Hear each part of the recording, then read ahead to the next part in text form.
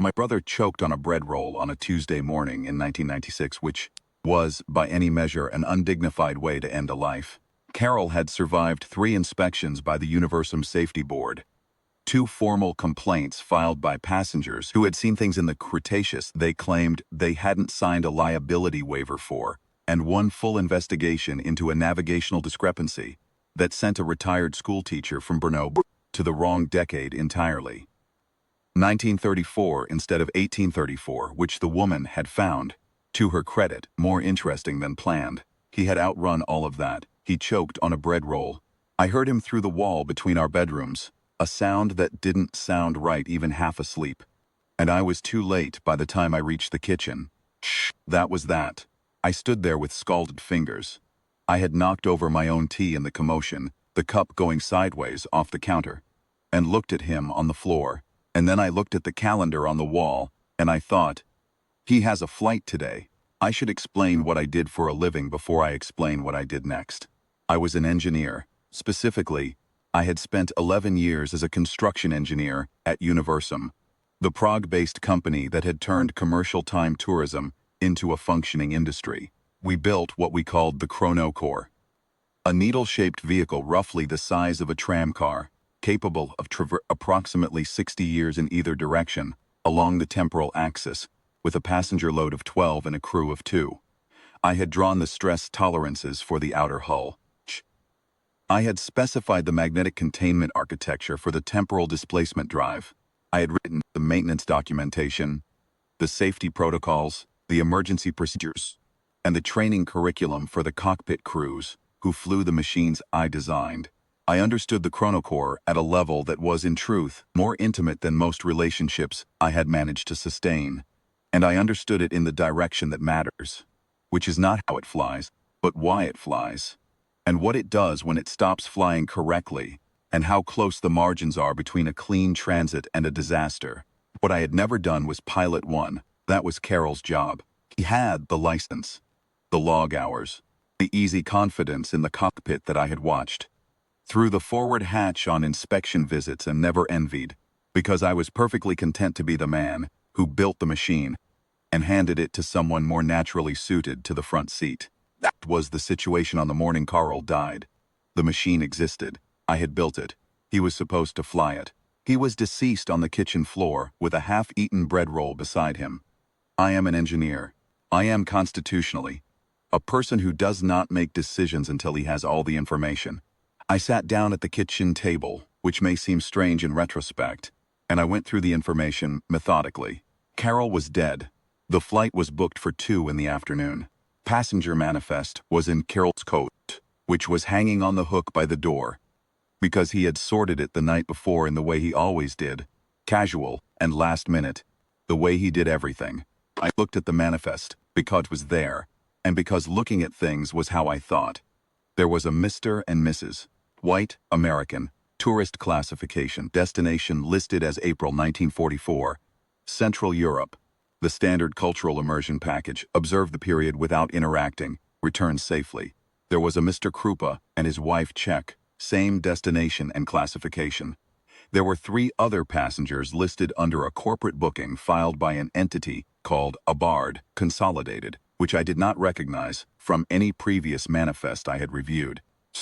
And there was a passenger steward assignment listed for Helena Makova, which was the name of a woman in the Universum scheduling office, whom I had found extremely difficult to stop thinking about for approximately 3 years, and whom I had never successfully spoken to at any length, because when she spoke to me, my capacity for coherent reply became unreliable in ways I found professionally embarrassing.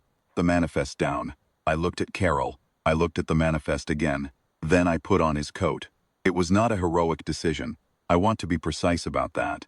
It was the decision of a man who had all the information he was going to have, and could see that one particular course of actions was the only one that didn't leave a problem unresolved, which is a very engineering way to arrive at a very stupid choice. Carol and I were identical in appearance. Same height, same jaw, same habitual slight tilt of the head to the right when thinking hard about something. But we were not identical in temperament. Carl was the kind of man who had once talked his way out of a traffic citation, by convincing the officer that the vehicle belonged to a cousin who had since emigrated. I was the kind of man who, upon discovering he had accidentally underpaid for a train ticket by 2 crowns, had gone back to the station the following morning to correct the error and waited in a queue for 40 minutes to do so. I was putting on his coat. I was going to fly 60 years into the past with 12 passengers, 3 of whom I knew nothing about, and a stewardess whose name I had never said aloud without rehearsing it first. The rational thing to do was to call the Universum Operations Center, report the situation, and arrange for a senior pilot to cover the route. I knew this. I put the manifest back in the coat's inside pocket and walked to the door. I did not call the operations center. The Universum terminal was a converted warehouse on the eastern edge of the city, all clean angles and institutional gray, and the kind of interior design that tries very hard to signal modernity and ends up signaling a municipal swimming pool. I knew every corridor because I had helped design the building's technical infrastructure, which meant I was known in the building as the engineer. And the engineer is a specific kind of invisible. People see you geefing somewhere and assume it is a technical somewhere, and they leave you alone.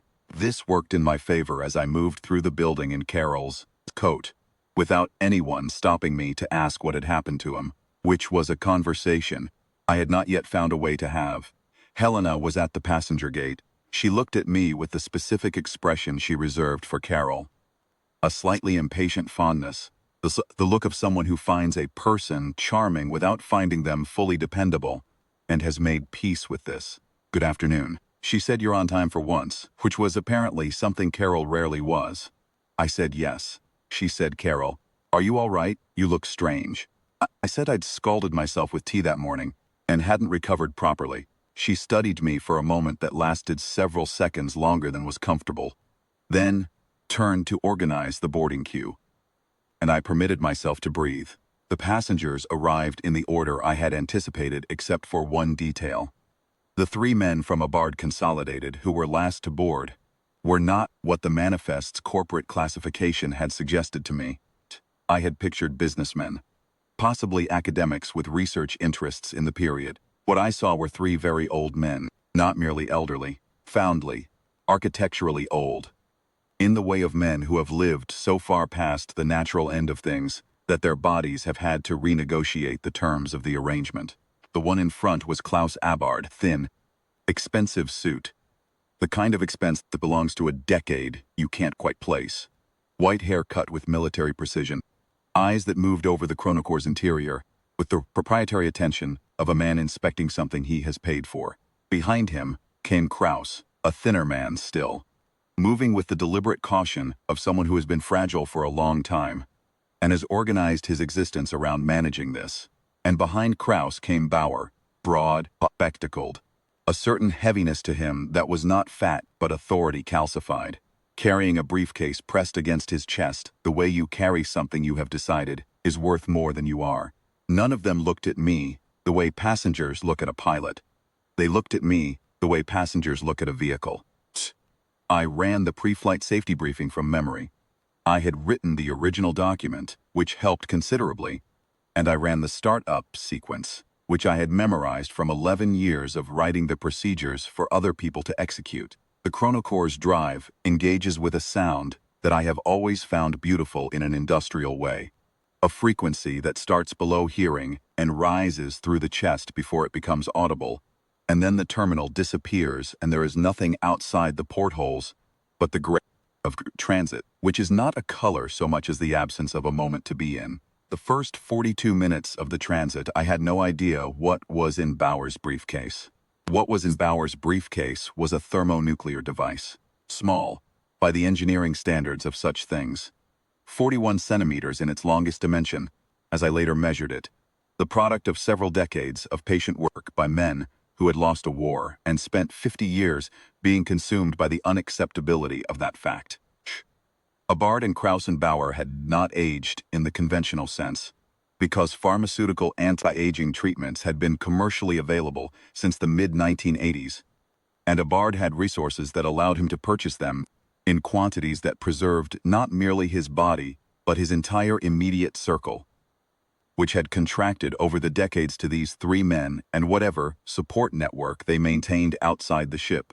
They had simply continued, growing neither older nor weaker in body, growing in fact more concentrated in their conviction that the outcome of the war had been incorrect, and that with sufficient ingenuity this remained addressable. The ingenuity was the bomb. The destination was 1944, specifically the Wolfschanz complex in East Prussia.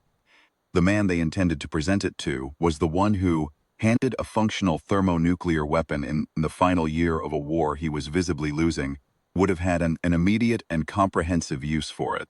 I learned this in increments. The first increment was Krauss, who said something to Bauer in German during the transit that included the word Bombe and a directional gesture toward the cargo hold. The second increment was Abard himself, who came to the cockpit hatch with the unhurried manner of a man informing a service employee of a minor logistical detail, and told me, in a tone of mild approval, as though congratulating me on having shown up on schedule, that the delivery would be made at the Wolfschanz complex, that the reception had been arranged in advance, and that the original pilot had been paid in advance, and his account was already credited. He produced from his inside jacket pocket a sealed envelope and set it on the ledge beside the navigation console. He said, "Your brother sends his regards, your brother." So Carol had known. Carol had agreed to fly these men and their briefcase to 1944 in exchange for money, and had taken the money in advance, and had then died on the kitchen floor before he could carry out the arrangement. I sat with this for a moment. It was the worst thing I had ever learned about my brother, and also in a specific and uncomfortable way, a form of relief, because I did not have to feel the full complexity of losing him while also discovering he had done this. He was already gone. The accounting was closed. I held the ship steady in transit and thought. 17 minutes to temporal insertion. 12 passengers. 3 of them aware of what was happening, and in control of a device that, if it reached its destination, would produce a historical alteration of a scale for which I had no adequate engineering analogy. 9 passengers who were tourists, who believed they were going to observe the period at a safe distance and return home by evening. 1 crew member, Helena, in the passenger section behind me, who did not know any of this. And me in a cockpit I had designed but never operated in anger, with a weapon in the hold, and a man who had just told me my dead brother's account was credited.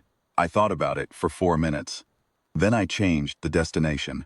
The chronocore does not respond well to mid-transit destination changes. This is documented.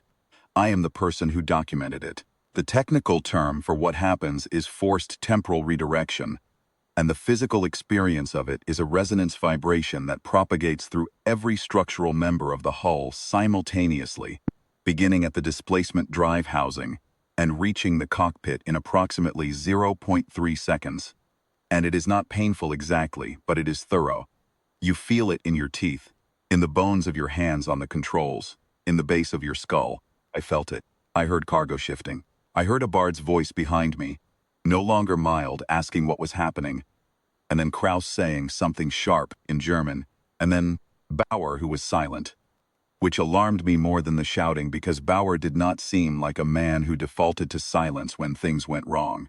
Dropped out of transit into 1942, Bohemia March, a field with good sight lines in 3 directions, which I had selected for reasons I would have been hard-pressed to explain quickly. Something about needing to see anything coming, about the instinct, when you are in trouble, to put open ground around you. I set the ship down. I opened the cargo hold from the cockpit. I walked back through the passenger section. The tourists were shaken, confused, asking questions in Czech and English that I did not stop to answer. And I picked up Bauer's briefcase from where he had left it on the passenger bench, which was a security oversight that I suspected he would have found mortifying if he had been thinking clearly. But the resonance of the forced redirection had done its work. I carried the briefcase down the cargo ramp and across the March mud of 1942 and put it behind a hedge at the field's eastern edge. The hedge was dense enough to conceal it. The field was far enough from any road or building that no one would find it quickly. I walked back. A bard was standing at the base of the ramp. He had not stumbled. He was looking at me with an expression that I recognized, as the expression of a man, revising his assessment of a situation, which is not the same as the expression of a man who has been surprised. He said, that was a mistake. He was, in the practical sense, correct. I had not accounted for several things. I had not accounted for Krauss's firearm, which he had boarded with, and which I had not caught, because I had never run a security check in my life. That was not an engineer's function. And the Chronocor's standard security protocols involved a scanning arch at the terminal gate that someone in the Abard Consolidated Network had evidently found a way to accommodate. I had not accounted for Bauer, who, despite the spectacles and the briefcase and the careful way he moved, had spent the decades between 1945 and 1996 maintaining a physical capability that was not obvious until the moment it was relevant. And I had not accounted for Abard's own composure, which did not break under these circumstances in any visible way. Followed. Was brief and not dignified and resulted in me being returned to the cockpit, with Krauss standing behind me. Bauer having retrieved the briefcase from behind the hedge with the methodical unhaste of a man who expected the complication and had allocated time for it. And Abard in the seat behind the navigation console, watching me the way you watch a machine that has behaved unexpectedly once, and that you intend to monitor more carefully going forward. We went to 1944. I want to describe the approach to 1944 at altitude, because what I saw through the porthole deserves to be described accurately and not quickly. We came out of transit at 600 meters, the standard observation altitude, and the landscape below was the European continent in the year that preceded the formal conclusion of the worst organized project in human history. There was forest. There was a gray river with spring water in it. There were roads with military vehicles on them, and roads with civilian vehicles on them, and some roads with both, because the war was not yet over, and logistics does not pause for weather, or for the aesthetic preferences of engineers in time tourism ships looking down from altitude. The sky was that particular pale blue that April in Central Europe produces, thin and cold bright, and there was a low haze on the horizon in the east that might have been weather, and might not have been. The Wolfschanz was east of us. Krauss, standing behind me, said, "Proceed to the coordinate." I said, "The landing site has armed personnel." He said, "Yes," said, "Personnel who will be expecting a specific delivery." He said, "Yes, proceed." At the coordinate on the navigation display, and I thought about what would happen if the device in Bauer's briefcase was delivered to that location on this day. And I thought about the field in Bohemia where I had tried to leave it. And I thought about the fact that I had no more moves. I was wrong about that.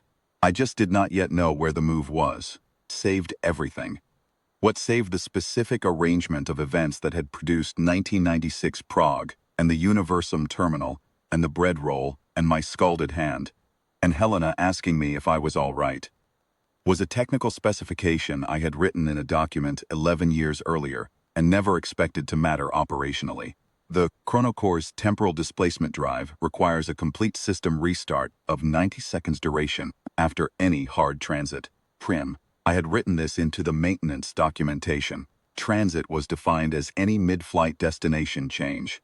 Exactly what I had executed when I forced us to 1942. During the restart window, the drive was live, but in an uncontrolled state, which the documentation termed temporal instability.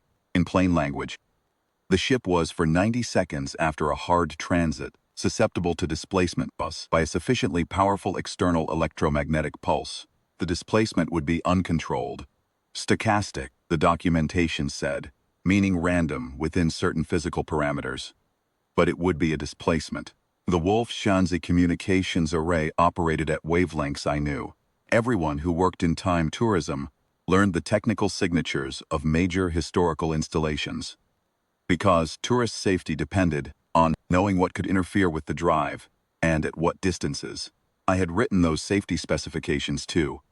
I knew the array's pulse cycle. I knew its power output at 50 meters distance. I knew, because I had specified the numbers, that it was sufficient. I did not land at the coordinate. I approached to 50 meters altitude and held there. Krauss said, "Land." I said, "The landing gear sequence requires a moment, a hydraulic issue it is resolving." Pressed the weapon against the back of my neck and told me to land immediately. I looked at the communications panel. I looked at the navigational display, showing our position relative to the array. I thought about Helena in the passenger section, who did not know she was 20 seconds from 1944 East Prussia and the reception committee.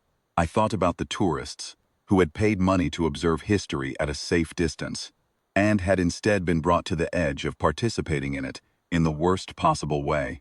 I opened the antenna array to maximum gain. I keyed the receiver to the array's operational wavelength. Pulse hit us 4 seconds later.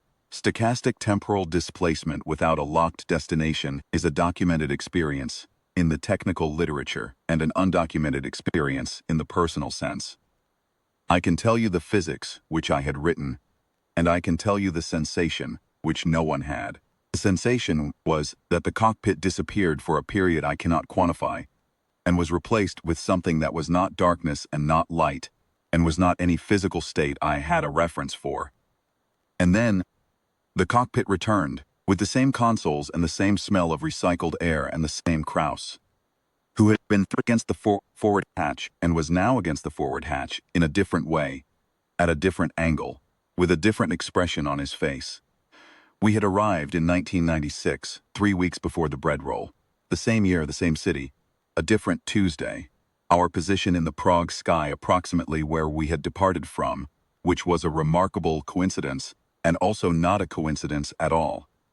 The Chronocore's displacement safety systems had a default return to origin bias that I had specified in the drive architecture, and that had in this case worked exactly as intended. I sat in the cockpit for a long time. Behind me, the passengers were in various states of distress that I could not immediately address. A bard had not been thrown against anything, which did not surprise me. He was sitting very still, which meant he was thinking, which was when he was most dangerous. I was the one who had 3 weeks. Let me describe what 3 weeks represents when the question is whether a network of aging ideologues with a thermonuclear device can access a time travel operation and use it to alter the 20th century's central event. 3 weeks is not a long time in most contexts. In this context, it was the difference between the problem and the solution, because the solution required finding a thread that was already there. A financial transaction, a false registration, a compliance document that someone inside the safety board had permitted to exist when they should not have, and pulling it through the correct institutional channels before the date it had been executed. I am an engineer. I understand systems, and I understand that systems have structural weaknesses, and I understand that the correct intervention in a system is the smallest one that produces the necessary change. You do not redesign the machine, you correct the fault. The fault here was the financial transaction. A bard consolidated payment to Carol's private account, the false registered address. The safety board documentation that had made the booking possible could not confront Abard directly. He had Krauss and his weapon, and Bauer and his competence, and whatever network had filled those 3 cars outside the terminal on the evening of the second day, which I saw when I went to the Universum building to access the technical archive and found the cars parked where they had not been before. The network was real. Abard had not exaggerated the extent of what he had built in 50 years of waiting for this specific opportunity. But I had the machine, and I had the archive, and I had the financial records, and I had the trained habit of writing documentation that was precise enough to be acted upon. Found the transaction in 4 hours. Account number, transfer reference, date, amount, originating institution. I found the Abard consolidated registration. A false address in a building that the safety board used for compliance storage, which meant someone with safety TRCX access had registered a false entity at that address, which was either fabrication or deliberate negligence, and either way it was an anomaly that a careful compliance officer would find professionally intolerable. Could not go to the safety board in 1996 minus 3 weeks as myself. I was 3 weeks in my own past, and my past self was in this building, in the technical wing. And I had carefully avoided seeing him, because I had no idea what that conversation would produce, and I did not want to find out. I could go 8 weeks earlier. 8 weeks was before the transaction had been executed. It was before the booking had been formalized. It was before any of the infrastructure that made this attempt possible had been assembled into its final configuration. I went 8 weeks earlier. Went as myself. Employee number 44 Swansemteen, Jan Baresh, construction engineer, and I went to the Universum Safety Board's oversight office, which was a small suite of rooms in the compliance wing that I had visited 3 times previously to submit technical inspection reports. And I brought a memorandum. The memorandum was 6 pages. I had written it in the technical archive in 4 hours, in the form I knew best, which was the form of an engineering compliance report. A statement of the discrepancy, the evidence, the supporting documentation, and the recommended corrective action. I did not describe time travel paradoxes. I did not describe the stochastic displacement or the Wolfschanze or the April 1944 sky. I described a registered entity with a false address. I described a payment channel connecting that entity to a licensed pilot's private account. I described the safety board documentation that had been used to authenticate the entity's booking. I attached photocopies of the account records. I named Abard Consolidated and Klaus Abard. I specified the destination of the upcoming flight and the nature of the cargo, and I sourced this specification to anonymous internal reporting, which was a category the safety board's compliance procedures recognized and protected. It was all verifiable. That was the essential requirement. I had spent 11 years writing documentation that could be verified, that contained no ambiguity that would allow a careful reader to set it aside. And this memorandum was written to the same standard. Rausek, the small precise compliance clerk who had processed 3 of my previous submissions and who had the rare and valuable quality of actually reading what was given to him. If Rausek read this document, he would have a professional obligation to act on it, and 8 weeks was enough time for that obligation to work its way through the systems, to the point where the Abard Consolidated booking did not appear on the passenger manifest for the Tuesday afternoon flight to April 1944. I left the memorandum with Rausek. I did not stay to explain it. He looked at the first page while I was still at the counter, and I watched his expression shift from the polite neutrality of a clerk receiving a document to the specific alertness of a man who has found an anomaly. That was enough. I left. I flew the Chronocore forward to the Tuesday of the bread roll. I landed in the Universum hangar, and I sat in the cockpit and I waited. The 3 cars were not outside the terminal. I checked twice. They were not there. The passenger manifest was different. The Abard Consolidated booking was not on it. The Whites were on it. The Krupas were on it. Helena's name was on the crew assignment. Everything else was as it should have been. I went home before the flight. I had time. 3 hours. And I had been running on a particular kind of adrenaline that people develop when they have found the last move available to them, and have made it. And now that the move was made, the adrenaline had nowhere to go. I was exhausted in a way that felt structural rather than merely physical, the way a building is exhausted after a load test. All the tolerance expended, nothing left but the design holding. I sat in the kitchen in Carol's coat. Carol was not in the kitchen.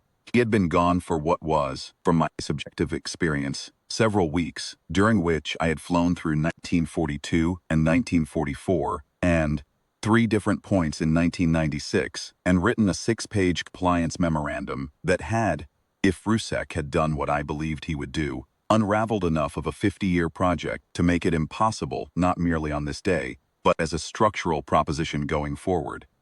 I thought about my brother for a long time. He was not a good man in certain critical respects. He had agreed to fly a thermonuclear device to Adolf Hitler in 1944 for money, and the only reason he had not done so was that he had died first, which was not the same as having reconsidered. I had spent the previous weeks, subjectively speaking, across multiple temporal positions, cleaning up what he had agreed to do, and I had done this while wearing his coat and answering to his name, and flying his machine with the credentials he had earned, and that I had borrowed without permission. It was a strange kind of grief, mourning someone whose death had placed you in the middle of their worst decision. Not be simply angry at him. He was dead. The anger had nowhere to go and was therefore not clean. What remained was something more like the sorrow of someone who has finished waiting for a person to be better than they were, and accepted that the waiting was over, put on the coat, and went to the terminal. Flight to April 1944 was routine in the precise sense of that word.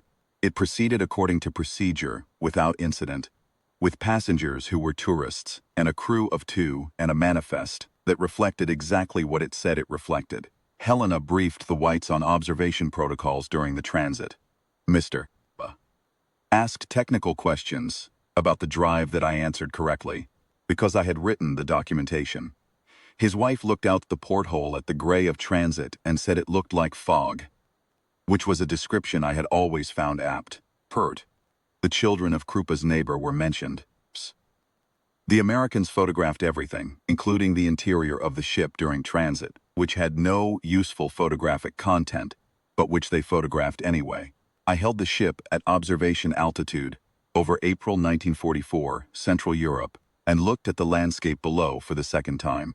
The same forest, the same river, the same pale cold blue of a spring sky over a continent in the last year of its worst endeavor. It looked the same as it had looked when I was bringing Abard and Krauss and Bauer to a coordinate I did not intend to reach. It looked the same, because it was the same place and the same day, approached from a different position in my own timeline, and the landscape of 1944 did not know or care which version of me was observing it. I held the altitude for the scheduled 45 minutes. The tourists observed. They photographed. The whites had a brief, quiet argument about a hotel they had disagreed about in 1992, which surfaced for reasons I did not track. Krupa stood at the porthole with his hands clasped behind his back and said nothing for a long time, which was the response I found most appropriate. Turn transit was clean. 92 minutes elapsed ship time. No hard transits, no forced redirections. I ran the shutdown checklist. I logged the flight time. I filled out the post-flight inspection report, which I wrote more thoroughly than strictly required because I was, at that point, very tired and very calm. And the thoroughness of the documentation was the only thing I knew with certainty how to offer. I sat in the cockpit after everyone had disembarked. The chronocore was quiet in the specific way it was always quiet after the drive cycled down. A settled stillness, all that contained energy released and gone. The machine at rest in the hangar, in 1996 Prague, exactly where it was supposed to be. I had designed the stress tolerances for the hull. I had specified the magnetic containment field. I had written the maintenance documentation that described the 90-second restart window after a hard transit and classified it as temporal instability, and noted its susceptibility to external electromagnetic events, a note that I had included for safety reasons, and that had become, in the specific hour of need, the mechanism by which I had escaped 1944 East Prussia without landing. I had not foreseen that it would matter in this way. Engineers do not foresee everything. That is why the documentation is written precisely, so that what is not foreseen is at least accurately described when someone later needs to find it. I gave the pilot's log back to the licensing office, with a note explaining there had been a misunderstanding about qualifications. This was true. I returned to the engineering division, spent the following months redesigning the cargo screening system for the chronocore fleet to ensure that no device of the type Bauer had carried would pass the hangar gate again. The redesign took form and was thorough. Rausik's investigation concluded in stages over the following year. The entity registered as Abard Consolidated was dissolved. Several anti-aging pharmaceutical licenses were revoked. The individuals concerned were referred to authorities whose processes I did not follow closely because I had written my documentation and submitted it, and the documentation had done what it was designed to do, and the rest was not my department. Abard himself was elderly in the way that men who outlive their pharmaceutical supply become elderly. Comprehensively, all at once, the way a structure fails when the load-bearing element is removed. It was not satisfying, it was not cruel, it was simply final, in the way that time taken seriously tends to be. Carol's account was eventually flagged in the financial investigation. I was briefly interviewed. I explained that I had been managing certain of my brother's affairs since his sudden death, and that I was cooperating fully with the inquiry, which was true. No one asked me to explain more than I explained. I kept the coat. Helena transferred from the scheduling office to the engineering division 6 months after the flight. She said she had been thinking about the technical side of the operation for some time and wanted to understand the machine properly, which may have been entirely true.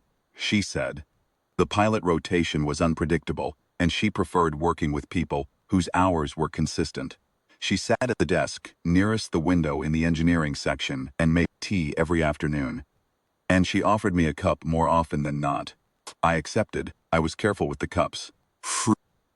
I have not scalded myself with tea since the morning of the bread roll, which I am aware is a small achievement for a man who has, in the course of what was technically a single day's work, traveled through 4 different years, and disabled a thermonuclear device in 1942 Bohemia with a screwdriver from the ship's toolkit, and prevented the military history of the 20th century from being overwritten by 3 very old men who had been wrong about everything for 50 years and had never stopped. Tea is a thing I have control over. The tea I get right. That is all I can tell you about what happened, about the men who did not age, and the bomb that did not detonate, and the machine that did, in the end, exactly what I had designed it to do, which was carry people through time and bring them home. About my brother, whom I miss in the way you miss someone who disappointed you greatly, and was gone before you could address it, which is a specific and irresolvable kind of grief. About what it means to build something, to know it more completely than you know most people, and then to find yourself alone in its cockpit with no one else available for the job. The numbers resolved. The thing held. That is what you want at the end. That the thing you built holds. There is one thing I have not yet accounted for properly, and it is this: the experience of being someone who knows the outcome and cannot say so. When Helena asked me, halfway through the return transit, whether I had flown this route before, I said yes, which was technically accurate in ways she could not know. She was standing in the aisle between the passenger benches, checking that the Whites had their harnesses properly seated for transit. Mr. White had a habit of loosening his when he thought no one was watching, which Helena had noticed, and I had noticed, and which neither of us mentioned directly. And she looked at me through the cockpit hatch with an expression that I had not previously seen on her face, not the impatient fondness she gave Carell. Something more uncertain than that, she said. You seem different today, I said. I've had an unusual morning, she said. Yes. I imagine scalding yourself with tea would do that. She said it without irony, without implication, and went back to checking the harnesses. Pete, I thought about that exchange for several weeks afterward.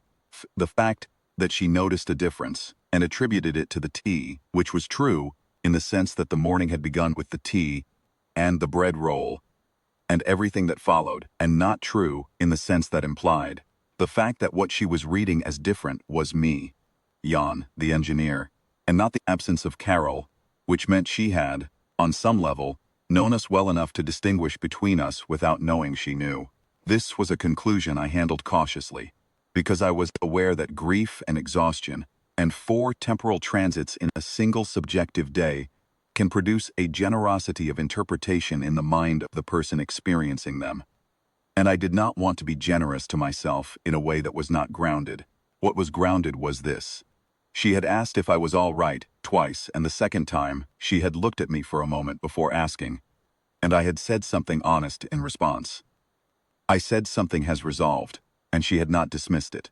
That is a small thing. I know it is a small thing. A man who has prevented a thermonuclear device from reaching 1944 East Prussia should perhaps not spend significant energy cataloging the conversational details of a return transit. But I have said already that I am an engineer, and engineers catalog. It is how we know where we are. I should also say something about the tourists, because I have not been fair to them. The Whites. Patrick and Shirley, from somewhere in the American Midwest, retired on what Patrick described in the boarding queue as a bucket list item, were not negligible people. They had chosen, of all the historical eras available to them, the spring of 1944 in Central Europe, and when I had once asked, in my initial period at Universum, learning the passenger profiling that the operations division used, why tourists chose the most difficult periods rather than the grandeur of antiquity or the peace of the pre-industrial centuries, the answer that came back most consistently was that the difficult periods were where things mattered most visibly. where you could see, from a sufficient distance, the full weight of human decision-making. This was not a comfortable answer, and I had not been entirely satisfied with it. But I thought about it again in the porthole observation period. Watching Patrick White stand at the glass with his wife's hand in his, looking at the landscape of 1944, not photographing anything, just looking. Krupa did not speak during the observation period. He was a man of perhaps 60, compact, with the quality of someone who has thought about a great many things, and arrived at a settled relationship with what he knows. His wife looked at him occasionally, not at the landscape. I thought this meant she was watching to see how he was, which was a form of attention I found admirable, and did not comment on. None of the tourists knew what their flight had been in its first version, before Rack's memorandum and the Abard consolidated investigation and the revised manifest. None of them knew they had been on a flight that, in a timeline I had personally canceled, had been intended as a delivery run for a weapon that would have made April 1944 the beginning of something worse than April 1944. They looked at the landscape of 1944 through the Chronocore's portholes. And they did not know that the landscape they were looking at was the one that had survived. The one in which the terrible arithmetic had run its course in the direction it actually ran. The one whose outcome, costly and brutal and insufficient and real, was the world they had come from. I was the only person on the ship who knew what we were really looking at. This is also an engineering problem in a way. The people who design the systems are the only people who understand how close to the tolerance limits the system has been operating. Passengers do not know. They should not need to know in the normal functioning of things. But there is a version of the transit. There was a version of this transit, specifically, which I lived through, in which they very much needed to know, and did not, until it was very nearly too late. Correct response to this, as an engineer, is to improve the system so that the version where they need to know and don't cannot occur. This is what I spent the following 4 months doing in the redesigned cargo screening system. It is not a glamorous form of contribution to the resolution of events. It does not make a good story in the way that the cockpit and the Wolf Shanzi and the pulse from the communications array makes a good story. It is the more important work, because the story is about what happened once, and the system is about what happens every time. I want to be precise about one more thing, because imprecision on the point would be a failure of documentation. When I was in the technical archive in 1996 -3 weeks, accessing the financial records, I encountered a moment that I have thought about since, with more frequency than the moments involving weapons or old Nazis or temporal displacement. I was working at a terminal in the archive and I heard footsteps in the corridor outside, and the footsteps were mine. My own gait, which I know the way you know a sound you've heard your entire life, without consciously noting it. My past self was in the building, in the technical wing, 50 meters, and 3 weeks away from the morning of the bread roll, living through a Tuesday that I had already lived through, and that he had not yet reached. I did not go into the corridor.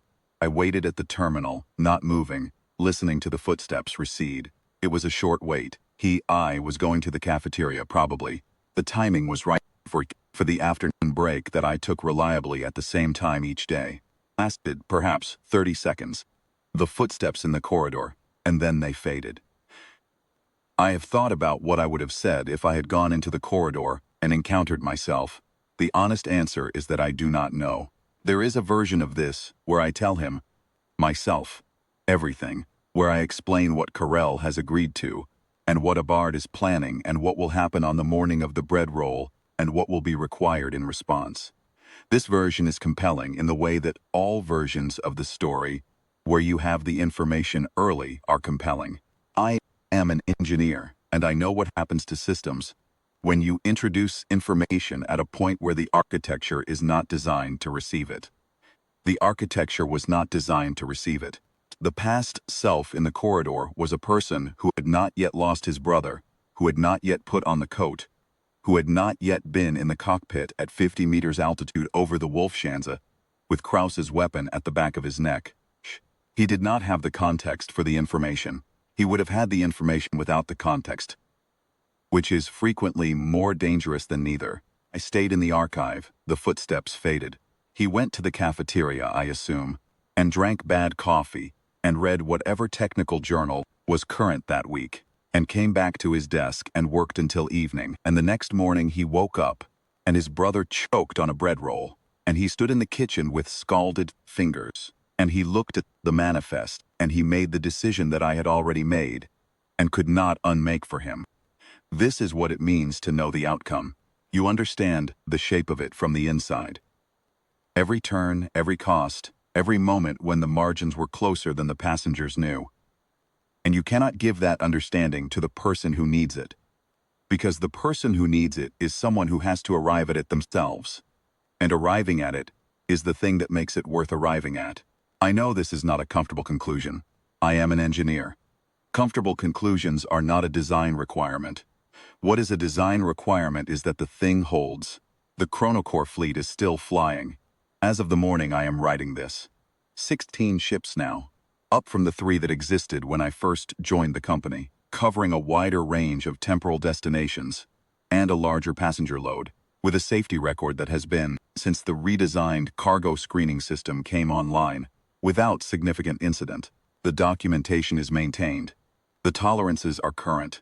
The restart window after a hard transit is still 90 seconds, which is a physical property of the drive architecture, and not something I could redesign even if I wanted to.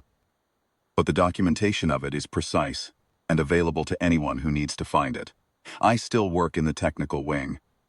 I have the desk by the second window, which has a view of the hangar, and on most days, I can see 1 or 2 of the ships going through their pre-flight checks in the morning light. It is not a dramatic view. It is a view of maintenance procedures and fuel line connections and technicians with checklists, which is the unglamorous form that the thing holding together takes when it is functioning as designed. Helena's desk is by the first window. She brings tea in the afternoon.